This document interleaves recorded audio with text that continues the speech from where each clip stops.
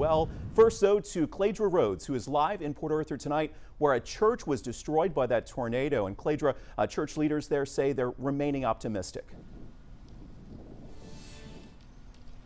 Yeah, that's right, Jordan. But if you drove through this area, you wouldn't even be able to tell that this is a church. I'm going to step out of the way so you can get a better view of what's going on here.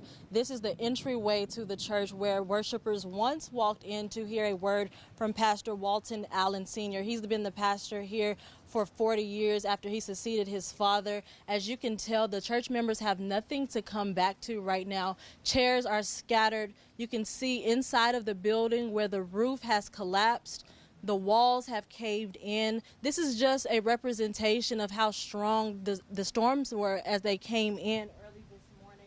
I actually spoke to a neighbor across the street who says he heard whenever the storm was coming down the street, and he actually saw whenever it destroyed this building. Now, I spoke to Port Arthur Mayor Thurman Bartee, who also has said that he has opened up Hannah funeral home, where he is the funeral director there, so that this church can have somewhere to continue to host services. You can see the rubble on the ground. You can see the Bible that has been torn to pieces.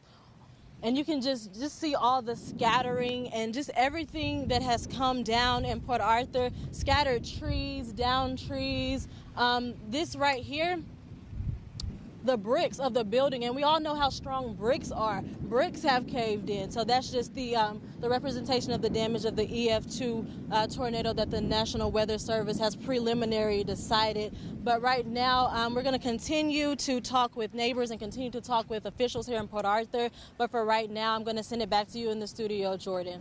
All right, Claydra, we feel for so many people affected tonight in Port Arthur.